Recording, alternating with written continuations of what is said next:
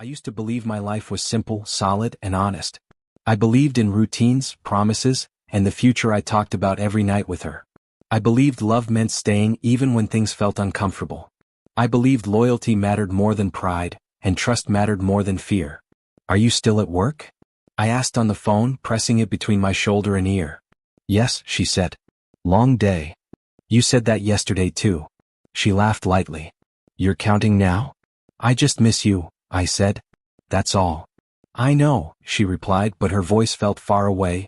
I told myself I was overthinking. I always did. I believed relationships survived on patience, not suspicion.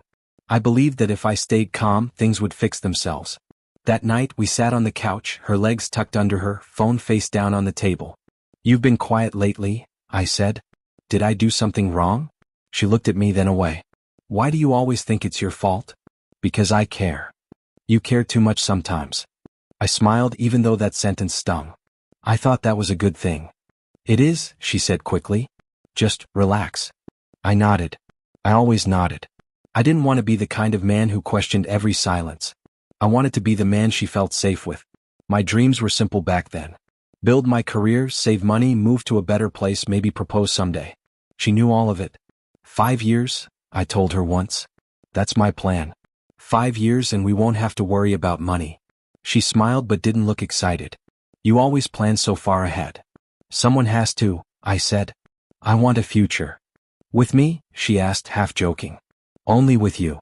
She kissed my cheek, but her phone buzzed and she reached for it instantly. "Work?" I asked. "Yeah," she said too fast. "Just work." I didn't ask more. I told myself trust meant letting go of control. I told myself love wasn't about checking phones or tracking time. Still, small things changed. Calls ended early. Messages came hours later. "Sorry I fell asleep," she texted one night. "At 7? I typed, then deleted it. "No worries. Sleep well." When she canceled plans, she always had a reason. "I'm tired. I forgot. Something came up." I accepted every excuse because I wanted to be understanding. I wanted to be different from the men she complained about. "You're not like them," she once told me. "You don't pressure me." "I don't want to," I said. "I want you to choose me freely." She smiled then, but it didn't reach her eyes. One evening I asked, "Are we okay?" She sighed. "Why do you always ask that?" "Because things feel off." "Nothing is off," she said. "You're imagining it." "Then why do I feel like I'm losing you?" She stood up. "You're being dramatic." That word stayed with me. Dramatic. Like my feelings were noise instead of warnings. I sat alone after she left, staring at my phone, scrolling through old messages where she used to say my name like it mattered. I thought love meant holding on tighter. I thought patience would be rewarded. I thought honesty was enough. I didn't know yet that trust without balance becomes blindness. I didn't know I was already standing on the edge. I only knew that I loved her, and I was willing to wait, even as the silence between us grew louder every day. The truth didn't arrive with a warning. It slipped in quietly, like it had been living there the whole time, waiting for me to finally look at it. "Can we talk?" she said that night, standing near the door instead of sitting beside me. My chest tightened. "About what?" "About us," she replied. I forced a small smile. "We always talk about us." She didn't smile back. She crossed her arms, like she was protecting herself from something I hadn't said yet. "I think we're stuck," she said. "Stuck how?" She looked past me. "You wouldn't understand." "Try me," I said. "I've been trying for months." She exhaled slowly. "I've met someone." The room went silent. I felt it before I understood it. "Met someone?" I repeated. "Like, a friend?" She shook her head once. "No." I laughed, not because it was funny but because my mind refused to accept it. "You're joking." "I'm not," she said softly. "I didn't plan it." "When?" I asked. My voice didn't sound like mine. "It doesn't matter." "It matters to me," I said. "Everything matters to me." She finally looked at me. "It's been a while." I stood up too fast. "A while as in days, or a while as in you've been lying to my face every night?" She flinched. "I didn't mean to hurt you." "That's funny," I said. "Because it feels very intentional." She raised her voice. "I didn't go looking for this." "But you stayed," I said. "You chose it." "I chose happiness." I felt something crack inside me. Was I ever part of that? She hesitated. That pause was worse than any answer. So all those late nights, I said. All those canceled plans. That was him. She didn't answer. I stepped closer. Say it. Yes, she whispered. I nodded slowly like I was learning a lesson I never wanted. Does he know about me? He does now. And he's okay with it? She looked ashamed for half a second. He thinks you're holding me back. I laughed again, sharp and ugly.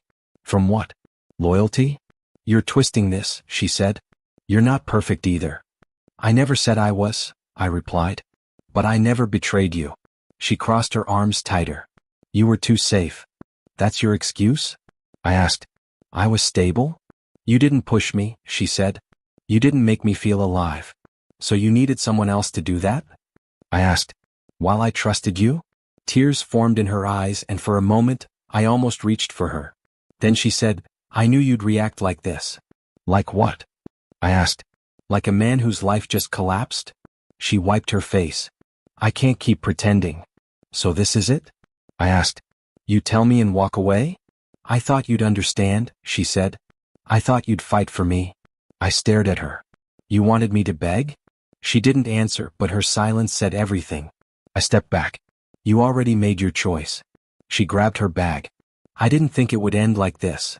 I looked at her, really looked at her, and realized I didn't recognize the woman in front of me. It ended the moment you lied, I said. She paused at the door. I never meant to hurt you. The door closed behind her. I stood there alone, my phone buzzing in my pocket with messages I didn't open. My hands shook, but no tears came. Not yet. I sat down slowly, staring at the empty space she left behind. That night, everything I believed in broke. And she walked away thinking I'd follow. The morning after she left, my phone felt heavier than usual. I stared at it like it might explode if I touched it. She hasn't called? My friend asked when I finally answered. No, I said. And I'm not calling her. There was a pause. You sure that's smart? I'm sure I'm tired. He sighed. You know how she is. She probably just needs reassurance. Reassurance. I repeated. She cheated. People make mistakes, he said carefully. So do excuses, I replied. After the call ended, I sat on my bed, staring at the wall. My head replayed everything she said, every pause, every look away. Part of me still waited for her name to light up my screen. It didn't. By afternoon, messages started coming in. She's hurting too. You should talk to her. Don't throw everything away over pride. Pride. That word again. Like my pain was ego instead of damage. My mother called next. I heard, she said softly. Then you know, I replied. I know you loved her. I still do, I admitted. Then fight for her. I closed my eyes. Why does everyone think love means begging? Because relationships take effort. I gave effort, I said. I gave trust. She was quiet. People don't always realize what they're losing. I did, I said. I realized it every time she chose someone else. After we hung up, I finally checked my messages. One from her. We need to talk. I stared at the words until they blurred. I typed about what? Then deleted it. Another message came through. I didn't expect you to disappear. Disappear. Like I was the one who vanished. I replied slowly. You said what you needed to say. Minutes passed. I thought you'd come over, she wrote. At least ask me to explain. Explain what? How lying felt easier than honesty. I put the phone down and paced the room. My chest felt tight, like something was pressing from the inside. I imagined showing up at her door. I imagined asking what I did wrong. I imagined apologizing for not being enough. The thought made me sick. My phone buzzed again. Are you really going to act like this? I laughed under my breath. Act like what? Like a man with self-respect? I finally replied. I'm not acting. I'm choosing. Her response came fast. Choosing what? Being alone? That question hit harder than I expected. I sat on the edge of the bed, staring at the floor. I typed, I was alone even when you were here. No reply. Hours passed. Evening came. My friend showed up unannounced. She's a mess, he said as soon as he walked in. Is she? I asked. She didn't think you'd cut her off like this. I looked at him. Why does everyone think silence means weakness? Because you always forgive, he said. I nodded. That was the problem. He sat down. So what now? I don't know, I said honestly. But I know I'm not begging. He studied me. You sure you won't regret this? I already regret staying quiet when I should have spoken up, I said. I won't regret walking away. My phone buzzed one last time that night. I never thought you'd give up on us. I stared at the screen, then typed the truth. I didn't give up. You did. I turned the phone face down and lay back, staring at the ceiling. My chest still hurt, but something else was there too. Clarity. They expected me to beg, to chase, to prove my worth to someone who forgot it. Instead, I stayed silent. And that silence felt louder than anything I'd ever said. I didn't decide to leave all at once. It started as a thought I refused to take seriously, then slowly turned into the only thing that made sense. You look exhausted, the taxi driver said when I got in. Long week, I replied. Heart problems or money problems? He asked casually. I smiled weakly. Heart. He nodded like he understood too well. Those take longer to heal. I watched the city pass by the window, every street carrying a memory I didn't ask for. My phone buzzed again, but I didn't check it. That night, I sat alone with my laptop open. The room was quiet, too quiet. I typed random searches just to avoid the one I wanted. Flights. I laughed to myself. You're not really doing this. But my fingers kept moving. A one-way ticket stared back at me. Different city. Different life. No return date. You're running? I whispered. Or maybe I was surviving. I called an old online friend I hadn't spoken to in months. He picked up on the third ring. Didn't expect to hear from you, he said. Yeah, I replied. Me neither. You sound different. Tired? I said. Confused. He chuckled. That usually means change is coming. I'm thinking of leaving, I admitted. Starting over. There was silence on the line, then he said, Are you running from pain or toward peace? The question stayed with me. I don't know, I answered honestly. You don't have to, he said. Just don't stay where you're breaking. After the call, I stared at the screen again. My hand hovered over the purchase button. This doesn't mean you failed, I told myself. I thought about her expecting me to show up. I imagined the look on her face when I didn't. I clicked buy. The confirmation email arrived instantly. My chest tightened, then loosened like I'd finally exhaled after holding my breath for too long. I didn't tell anyone. Not my friends. Not my family. I packed quietly. Clothes first. Then the small things. A watch she gave me went into the drawer, not the bag. Not coming with me, I said softly. My phone buzzed again. Her name. I didn't open it. Instead, I typed a message to myself in my notes. You are allowed to leave places that hurt you. At the airport, everything felt unreal. People laughed, argued, hugged goodbye. Life moved forward like nothing had ended. At the security line, a man in front of me turned around. First time flying alone? Is it that obvious? I asked. He smiled. You're gripping that bag like it might disappear. Feels like my life might, I said. He laughed. Then you're doing it right. On the plane, the seat beside me stayed empty. I stared out the window as the city lights blurred. My phone buzzed one last time before takeoff. Please talk to me. I typed a response, then erased it. I powered the phone off instead. As the plane lifted, my stomach dropped, but not from fear. From release. I thought about the man I was a week ago. The one waiting for explanations. The one hoping love would fix everything. I'm sorry, I whispered to him. You deserved better. The flight attendant smiled as she passed. You okay? Yeah, I said. Just starting something new. She nodded. Best reason to fly. When we landed, I turned my phone back on. Messages flooded in. Missed calls. Worry. Confusion. I didn't respond. I stepped outside, breathed in unfamiliar air, and felt something I hadn't felt in a long time. Control. She thought I'd beg. Instead, I left without saying goodbye. I arrived with 2 bags and no expectations. The city didn't know me, and for once that felt like freedom. No memories waited on corners. No one whispered her name in my ear. First day? The landlord asked, handing me the keys. First everything, I said. He smiled. That's usually how change starts. Work came fast and unforgiving. I took a job I didn't brag about, but it paid the bills and kept my mind busy. You don't complain, my coworker said during lunch. I'm not here to, I replied. He laughed. Then you'll last. Days passed in routines. Wake up. Work. Sleep. Repeat. I liked the order. Order meant control, and control meant I didn't have to think about what I lost. Nights were harder. Silence feels heavier when no one is asking where you are. I sat on the floor of my empty apartment, phone in my hand, staring at her name. Don't, I told myself. I didn't call her. I called someone else. You look like a man running, my mentor said after noticing I stayed late again. I'm not running, I replied. I'm rebuilding. He nodded. Good. Running never lasts. He taught me discipline, patience, and how to sit with discomfort instead of escaping it. You don't heal by proving your worth, he said. You heal by knowing it. Weeks went by. My body grew tired, but my mind grew sharper. I stopped checking her social media. I stopped rereading messages that no longer belonged to me. One afternoon, my coworker leaned over. You're quieter than before. Is that bad? I asked. No, he said. It means you're thinking.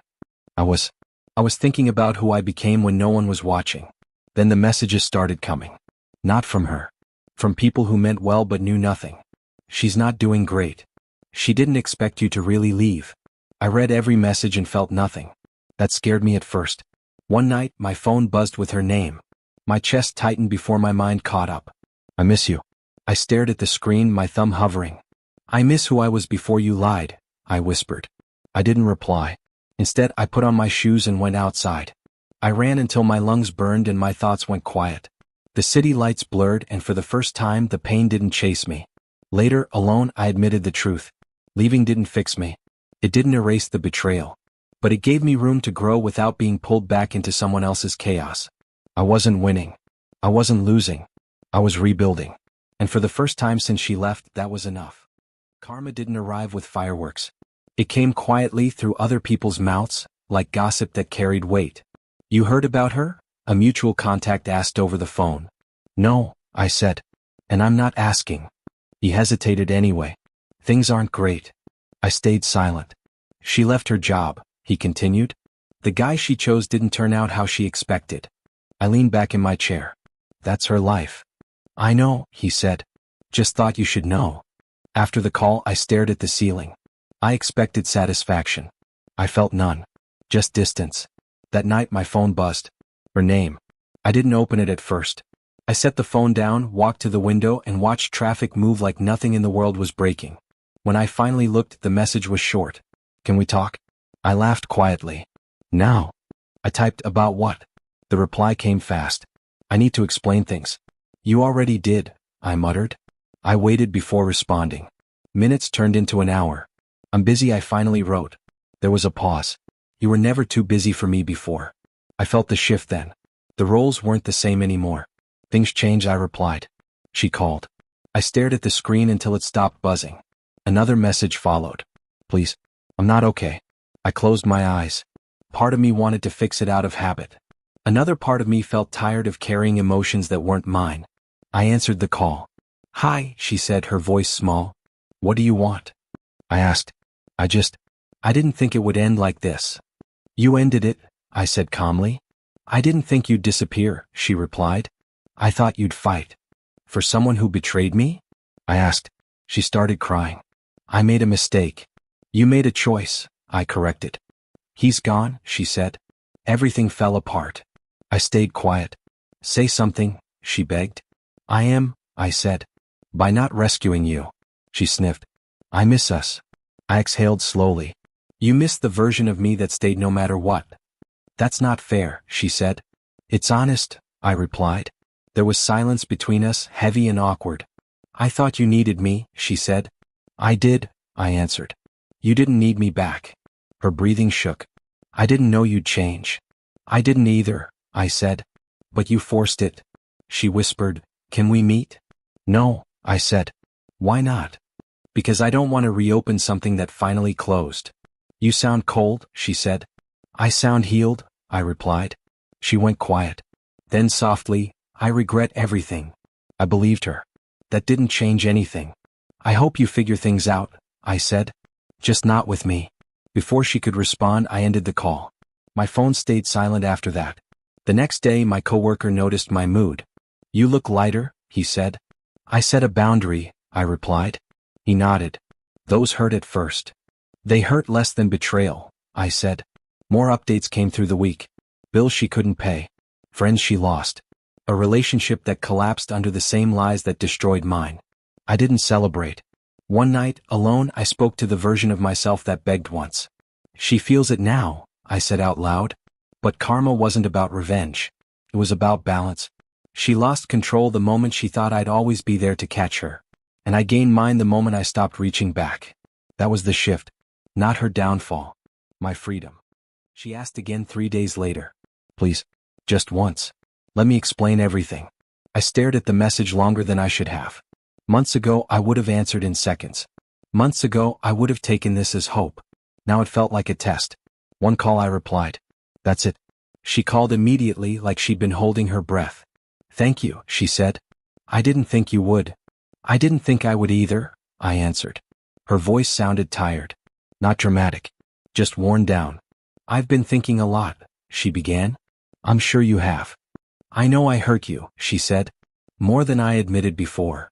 I leaned back in my chair. That's a start. I was selfish, she continued. I wanted excitement without consequences.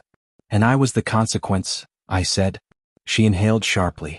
You were the one who loved me. I stayed quiet. I didn't respect that, she added. I didn't respect you. Those words landed heavier than any apology before. I wish you had told me this earlier, I said. I was scared, she replied. I thought if I admitted it, I'd lose you. You lost me anyway, I said calmly. She started crying quietly this time. No performance. Just regret. I used to imagine this moment, she said. You forgiving me. Us fixing things. I imagined it too, I admitted. Back when I thought love meant enduring anything. So, is there still a chance? She asked. The question hung between us. I closed my eyes. I saw the man I was waiting for crumbs of honesty. I saw the nights I blamed myself for her distance. I'm not angry anymore, I said. But that doesn't mean I can go back. Why not? She asked. If you've healed, shouldn't forgiveness be easy? Forgiveness isn't the same as return, I replied. I forgive you. I just don't choose you. She went silent. I changed, she said finally. You can't deny that. I'm sure you did, I said. But so did I. She whispered, I don't recognize you. That's because you only knew the version of me who stayed, I said. Not the one who learned to leave. She cried harder then. I needed you. I needed you too, I said. You chose not to be there. Her voice shook. If I could undo it. You can't, I said gently. And neither can I. Another pause. Do you ever miss me? I thought about it honestly. I miss who I thought you were, I said. Not who you showed me. That hurt her. I knew it did. I deserve that, she said quietly. Yes, I replied. You do. She took a breath. So this is goodbye. It's been goodbye for a while, I said. Why does it hurt now more than before? She asked. Because regret always arrives late, I answered. She let out a broken laugh through tears. You're not cruel. I don't need to be, I said. I just need to be done. I hope you're happy, she said. I'm at peace, I replied. That's better. We stayed on the line a few seconds longer, neither of us speaking. Then she said, I'm sorry. I know, I said. And I accept it. I hung up before either of us could say something we'd regret. The room felt still after the call ended. No racing heart. No shaking hands. Just quiet. I sat there realizing something important. The apology I once prayed for didn't save me. Letting go did. And that was how I knew I'd finally moved on. I didn't plan on going back. Just happened. A work trip brought me closer than I expected, and suddenly the streets felt familiar again. Same buildings. Same corners. Different version of me. You okay? My coworker asked as we walked out of the cafe. Yeah, I said. Just memories. He nodded. Those fade. I know, I replied. They just talk sometimes. Later that evening I walked alone. Not to her place. Not on purpose. My feet stopped near it anyway. So this is where it all fell apart, I muttered. A voice behind me said, Didn't think I'd see you here. I turned. An old friend stood there, surprise written all over his face. Didn't think I'd be here either, I said. He studied me. You look different. Better or worse? Stronger, he said. Calmer. I learned, I replied. We walked together for a bit. She's not doing well, he said carefully. I heard, I replied. She talks about you sometimes. I smiled faintly. People talk about what they lost when it's quiet. She regrets it, he added. I believe that, I said. He stopped walking. You don't sound angry. I said. Then I got tired. We stood there in silence. You ever think about what would have happened if you stayed? He asked. Sometimes, I said. Then I remember why I left. He nodded slowly. She thought you'd come back. I know, I said. That's why I didn't. Later that night my phone buzzed. A message from an unknown number. I saw you today. I knew immediately. I didn't reply. Another message followed. You look happy. I sighed. Don't do this. I typed, I hope you're okay. Then I stopped myself and deleted it. I put the phone away. Minutes later she called. I let it ring. Then again. I answered on the third try. I won't meet, I said before she could speak. I don't want that, she replied quickly. I just wanted to say, you look good. Why are you calling? I asked. I needed to see if you were real, she said. If this version of you actually exists. It does, I replied. You just don't get access. She swallowed. I didn't think losing you would feel like this. I told you once, I said. Choices echo. I know, she whispered. I see it now. I leaned against a wall, breathing slowly. This conversation doesn't help either of us. I won't call again, she said. I just needed to hear your voice. You heard it, I said. Now let it go. She was quiet. You never came back. No, I said. I moved forward. I hope you find someone who treats you the way you deserved, she said. I already did, I replied. Me. That made her cry. I'm proud of you, she said softly. I hesitated. Thank you. We ended the call without drama. Without promises. Without hope. I walked away from that street without looking back. The next day my coworker noticed my mood. You seem lighter, he said. I closed a door, I replied. Hard one. The hardest, I said. But the right one. On the flight home, I stared out the window as the city disappeared below me. I thought about all the versions of myself that lived there. The man who waited. The man who hoped. The man who broke. None of them boarded this plane. Only the man who survived did. And as the clouds swallowed the past, I realized something simple and true. I didn't win by watching her fall. I won by walking past the ruins and never calling them home again. The last night before my next flight, I sat alone in my apartment, surrounded by boxes I didn't rush to unpack anymore. You're moving again? My coworker asked on the phone. Forward, I said. Not away. He laughed softly. That's a different kind of leaving. It is, I replied. I hung up and looked around. The silence didn't scare me now. It felt earned. I opened my laptop and found an old draft I never finished. A message I once planned to send her. My fingers hovered over the keys. Not needed anymore, I said out loud. I deleted it. The next morning, the taxi driver glanced at me through the mirror. Business or pleasure? He asked. Closure, I said. He smiled. Best reason I've heard all day. At the airport, a familiar feeling hit me. Not fear. Not sadness. Just awareness. I watched couples argue quietly, families hug too long, people running late like everything mattered at once. You traveling alone? The woman next to me asked while we waited to board. Yes, I said. She nodded. That's brave. I shook my head. It's honest. On the plane I scrolled through my phone one last time. No messages from her. No missed calls. Nothing unfinished. Good. I thought about the man I used to be. The one who apologized too quickly. The one who believed love meant shrinking himself. I didn't know better, I whispered. But I learned.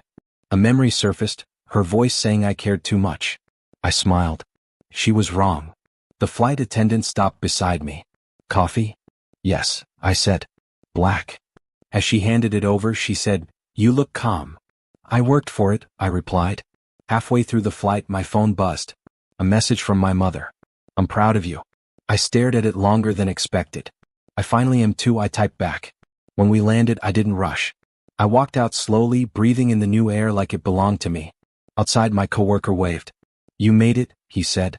I always do, I replied. We loaded my bag into the car. You ever regret how things ended? He asked. I thought about it carefully. No. I regret how long I stayed silent. He nodded. Fair. Later that night, alone again, I stood in front of the mirror. Not checking for damage. Not searching for flaws. Just looking. You survived, I said to my reflection. I remembered the pain, the nights I couldn't sleep, the urge to beg for answers. I remembered thinking love was something I had to earn. It isn't, I said quietly. It's something you protect. I took my phone out and scrolled to her name. still there. Untouched. I hesitated, then deleted the contact. Not out of anger. Out of completion. I walked to the window and watched the city lights glow. Somewhere out there, she was living with her choices. Somewhere out there, the man I used to be was finally resting. I didn't need revenge. I didn't need her regret. I needed myself back. And I had him. I poured a glass of water, raised it slightly, and said, "To walking away when staying costs too much." No one answered. But for the first time, I didn't feel alone. I felt whole. She thought I'd beg after her betrayal. Instead, I left, rebuilt, and became someone who never has to beg again. That was the justice. That was the ending. And this time I chose it. Don't forget to like and subscribe.